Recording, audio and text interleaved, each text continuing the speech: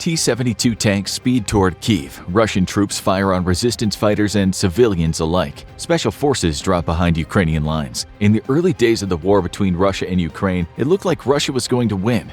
Putin had everything going for him, but almost a year later, his invasion will go down in history as one of the biggest military failures ever. What went wrong? Incompetence, miscommunication, and drugs. On February 21, 2022, Russian President Vladimir Putin announced that the Luhansk and Donetsk regions of Ukraine were independent states that wanted to succeed from the rest of the country and become a part of Russia. This declaration was not accepted by most nations around the world, including Ukraine. But Putin didn't care. This would be the first step toward his invasion of Ukraine. Putin claimed that in order to keep peace in the region, he needed to send Russian troops into these parts of Ukraine. In reality, he was just moving his troops into position for what was to come. Putin claimed that the people of Luhansk and Donetsk mostly identified as Russian and therefore wanted to be reincorporated into the motherland. Later, rigged elections would be held where citizens were held at gunpoint as they voted to separate from Ukraine and be enveloped by Putin's Russian Empire. What is important in the series of events is that Vladimir Putin created a narrative that suggested most Ukrainians desired reintegration as they longed for the good old days of the Soviet Union. This, of course, was not true. By creating this false narrative, Putin hoped it would eventually come true, and looking back at decisions made next, the mad dictator might have actually believed his own lie. We know that Putin is a lunatic, but there are some very real reasons he might have believed Russia could just roll into Ukraine, seize the capital, oust the current government, and then the people would welcome him with open arms. The first reason he probably believed this was because Putin has surrounded himself with allies and friends who will tell him exactly what he wants to hear. If Putin had confided in his inner circle that he wanted to invade Ukraine, every one of them would tell him that not only was it possible, but that the Ukrainians would welcome the opportunity to be brought back into the Russian Federation. Military generals and those outside of Putin's immediate network warned him that capturing Ukraine would be more difficult than he anticipated and would require a lot of planning, but this is not who Putin listened to. Another more surprising reason that Putin thought the war would go his way is that a recent statement from Danish intelligence suggests the Russian president may have been on drugs when the initial invasion was planned out. One Danish official released an anonymous statement claiming Vladimir Putin might be taking hormones to treat thyroid cancer, which could have altered his mental state. In particular, this analyst suggested that the hormone therapy could have given Putin delusions of grandeur, which is one of the known side effects of such a treatment. If this is true, the decision to invade Ukraine could have been driven by a drug-induced fantasy.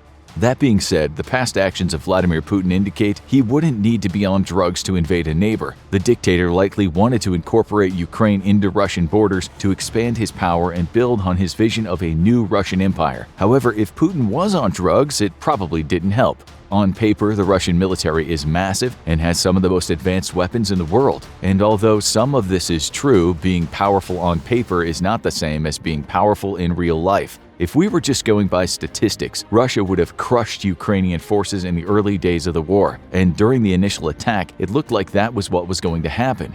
When Putin sent troops to Luhansk and Donetsk, Ukrainian President Volodymyr Zelensky urged everyone to stay calm. He believed the Ukrainian people could resist the egregious actions of Vladimir Putin. Zelensky also probably believed that NATO would step in and aid Ukraine. However, Western nations remained standoffish, which only bolstered Russia's belief that Ukraine would be an easy target. On February 22nd, the Russian parliament authorized Putin to use military force outside of the country. This decision was just a formality as Putin and his allies control the parliament, so whatever he wants, he gets. When this happened, many NATO nations placed economic sanctions on Russia. However, Putin's invasion plan was based around his military seizing Kyiv, dismantling the Ukrainian government, and incorporating the region back into Russia, all in a matter of days. Therefore, the sanctions weren't a big cause for concern.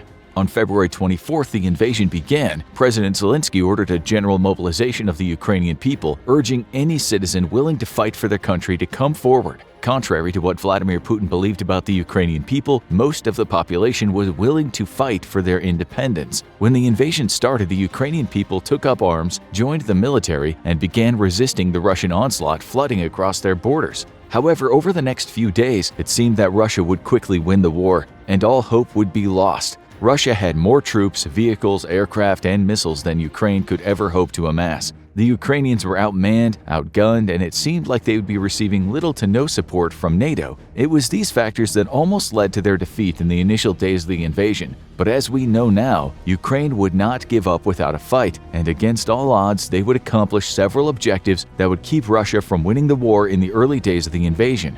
As the world watched on in horror, Russian forces roared through Belarus toward Kyiv. This was Russia's main target, and rightfully so. If Kyiv and the Ukrainian government was forced to flee, there's a good chance the war could have ended right there and then, with Russia putting in a pro-Putin puppet in control of Ukraine.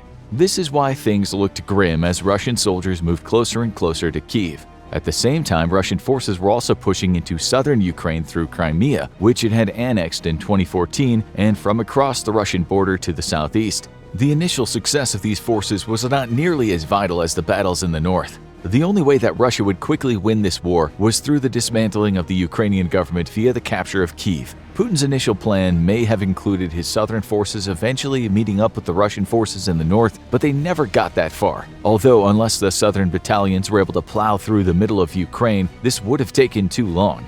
The only way the war would have quickly ended was if Putin's northern invasion force succeeded. Russian vehicles shot down the west bank of the Dnipro River to cut off any escape to the west. Another force traveled down the opposite bank of the Dnipro to meet up with the Russian forces closing in from the east. The initial invasion forces steamrolled through any resistance they came across until they approached Kyiv. Russian tanks and soldiers moving along the Dnipro were ordered to surround the capital. If they'd been successful in doing this, the war would have likely ended right there and then. However, the Russian forces coming from the north never completed their objective. Putin's invasion plan hinged on his men taking Kyiv within the first week or two, and as days progressed without word of victory, Putin must have felt a sinking feeling in his stomach. The Ukrainian people did not welcome his forces. His invasion was not moving quickly across the landscape, and the Ukrainian military was putting up a fight on a scale that Russian intelligence had promised would not happen. But even with all these things going wrong, Russia still had a chance to win the war.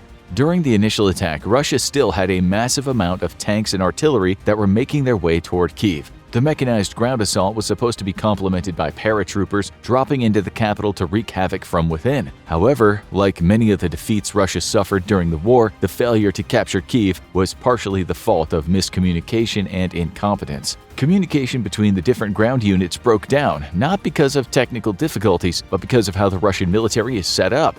Each force was given a set of objectives, but was not provided with a contingency plan if they met resistance. The Russian military is set up to hit a target hard, with a lot of firepower, and then dig in and hold the line. This tactic doesn't really work if your objective is to push across a country to seize a capital that lies hundreds of miles away. As Russian tanks and vehicles tried to reach Kyiv, they met opposition almost immediately. This slowed their progress, and the miscommunication among military leaders, the government, and the Russian soldiers led to confusion, resulting in entire battalions being incapacitated or finding themselves out of position. If there had been clear orders on how to deal with unexpected resistance, Russian troops might have been able to circumnavigate the Ukrainian forces while continuing to push toward the capital. However, outdated tactics led to many tanks, infantry, and artillery units being bogged down in skirmishes that slowed their advance and allowed the Ukrainian military to more effectively protect the capital. Even at this point, it was still possible for Russia to win the war if they reached Kyiv. However, one other key component of their invasion needed to fall into place first.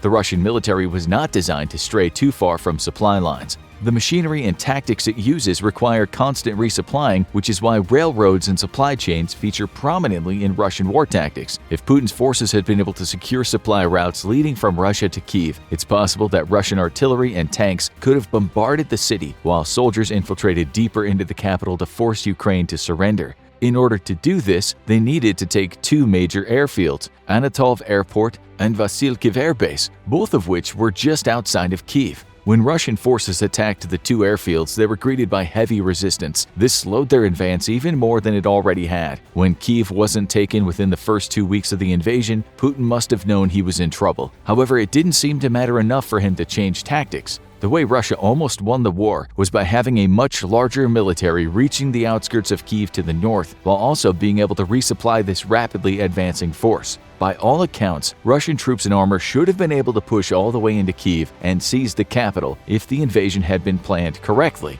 Yes, Putin was working off bad intelligence, but the sheer size of the Russian military should have been able to crush any resistance that the smaller Ukrainian military could muster. To put this into perspective, Russia had a military convoy that was 40 miles long headed toward Kyiv. Think about how many men and supplies Russia had at its disposal to create a convoy that stretched that far. In the first week of March, everything seemed to be coming to a screeching halt for Russia, and this was when Putin went from almost winning the war to barreling toward defeat. The Ukrainian military stopped almost every Russian battalion in the north. Putin and his advisors had planned on pushing through any defenses and securing the capital within days of the initial invasion. Now it looked as if their forces would never be able to surround the city. At this point, the order was given to start indiscriminately bombarding key locations with artillery, regardless of the cost of human life. This is a favorite terror tactic that Russia has used time and time again. In fact, this was what the Russian military was designed to do: entrench itself in a location and lay siege to enemy forces. However, that particular tactic cannot be used to quickly overwhelm an enemy and take their capital. It's this switch in tactics that signaled Russia would no longer be able to win the war in the early weeks of the conflict. This was also when Putin and the rest of the world realized that Russia had made some really big mistakes and that their chances of ever taking Kyiv were becoming smaller and smaller. So, what happened? How did Russia go from almost winning the war within days to now losing the conflict altogether?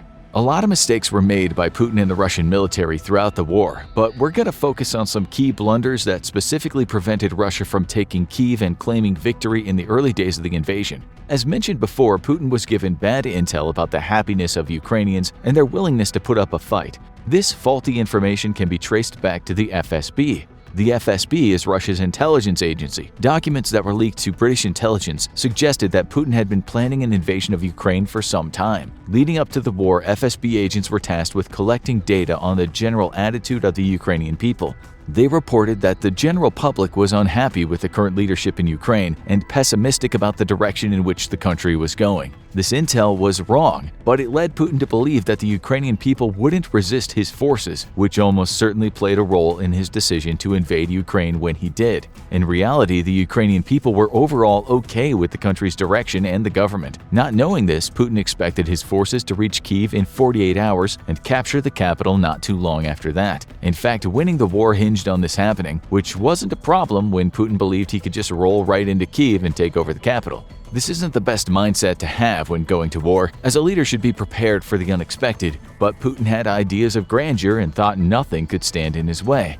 Russian forces were ordered to go all in. Working off bad intel, it was decided that tanks, artillery, and troops were pretty much all that was needed to secure the Ukrainian capital. Paratroopers were often deployed in isolation, which is rarely a good tactic as they have no support if things go bad. And for many Russian units in northern Ukraine, things went really bad. Isolating units rather than using a strategic approach with support from different military branches is one of the main reasons Russia sustained such heavy losses during the initial invasion. Similarly, reconnaissance missions by drones or aircraft were almost non-existent. This meant Russian battalions had no warning about what they were heading into. This led to Russian convoys being caught off guard by Ukrainian surprise attacks that could have been prevented if the different branches of the Russian military had worked together. It's hypothesized that the reason Putin went all in with his armor and troops rather than using missiles, drones, and aircraft to dismantle enemy defenses ahead of time is that he did not see the Ukrainian military as a threat based on what the FSB told him. It's likely that President Putin was warned ahead of time by some of his military advisors that Russia should be prepared for Ukraine to put up a fight, but he didn't want to hear it. Vladimir Putin and his closest allies are hesitant to give up any sort of control, which is one of the biggest reasons that Russia wasn't able to take Kyiv in the beginning days of the war. Corruption runs deep in Russia, and no one wants to get caught on the bad side of the Kremlin for obvious reasons. Therefore, saying or doing anything contradictory to what Putin and his close allies think can be dangerous. As Russian forces started to encounter heavy resistance, a real magnitude of the problem was never relayed back to the Kremlin. Russian forces continued to try and push through toward Kyiv, even though they desperately needed reinforcements. It's unclear where the exact breakdown in communication occurred, but it's probable that even as Russian troops realized they were in big trouble, the Kremlin thought everything was going according to plan. Field generals might have tried to find solutions to get around Ukrainian resistance, but couldn't do so without further support. And since there was little to no communication happening, Putin needed to go digging for answers when his forces had not captured Kyiv after the first few days of the invasion.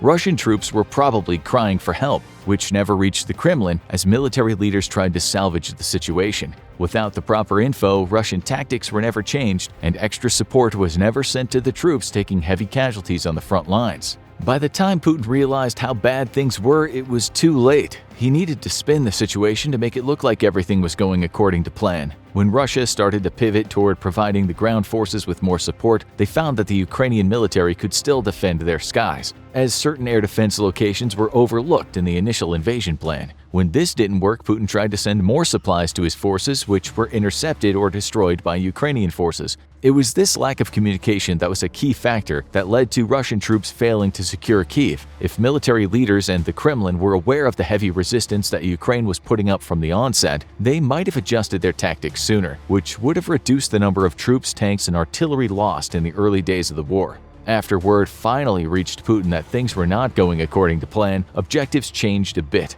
Russian forces were tasked with taking control of air bases around Kyiv to allow for more supplies and troops to be flown into the region. Again, Russian military leaders were working under the assumption that any Ukrainian resistance at the airfields would be minimal, but this was not the case either. Russian forces sustained more casualties, their attack helicopters were blown out of the sky, and their ground forces were slaughtered by Ukrainian snipers and anti-tank weapons purchased from the West. Eventually, the airfields were secured, but it was too little too late. It was clear that the entire war plan needed to be reimagined. Vladimir Putin had to face the reality that the Ukrainians would not just give up, and they did not want to be a part of Russia. A new narrative needed to be written, and the Kremlin decided it was time to go back to what Russia does best: bomb stuff and create a massive amount of mayhem to distract from what is really happening. An iron rain was unleashed on Kyiv and the surrounding region. Civilian casualties started to mount, but Putin didn't care. He already had made so many mistakes it didn't matter who was being killed by his bombs and artillery shells. All Putin wanted was to show the world he still had power. As the bombardment of Kyiv ramped up, it was clear that Russia would not achieve their goals anytime soon. The days of believing in a quick victory were over, and things were about to get even worse for the Russian military. Ukrainian forces started to push out from Kyiv, causing the Russians to retreat. The failure of the initial invasion force to surround the city meant that Ukrainian troops in armor could flank key Russian positions and start reclaiming their territory around the capital. On top of that, supplies were not reaching Russian troops as their logistic lines were being disrupted by Ukrainian resistance soldiers in eastern and northern Ukraine. The convoys that were meant to provide Russian siege forces with more men and resources were blown up or captured by the Ukrainian military. Once again, Russian incompetence showed itself in their ranks. The resupply convoy was designed with limited off-road capabilities, which meant it needed to follow main roads to deliver supplies. This made it easy for Ukrainian forces to set up choke points and ambushes along the roads. If a little more planning had gone into the vital supply runs that Russian troops desperately needed around Kyiv, they may have been able to get the upper hand. Again, the sheer size of the Russian military made a victory in Ukraine seem all but inevitable to Putin and his allies, but even outnumbering the Ukrainians in every military aspect possible does not make up for egregious incompetence within the Russian ranks and government. By March 25th, Vladimir Putin had to take drastic actions as it was clear his initial objective of taking Kyiv would not be accomplished. He made up a new narrative that Russia had successfully achieved its goals in northern Ukraine and that everything was going according to plan, which was absolutely not true. Putin claimed it was time to shift Russia's attention toward the south, where their troops were trying to secure the Donbas region.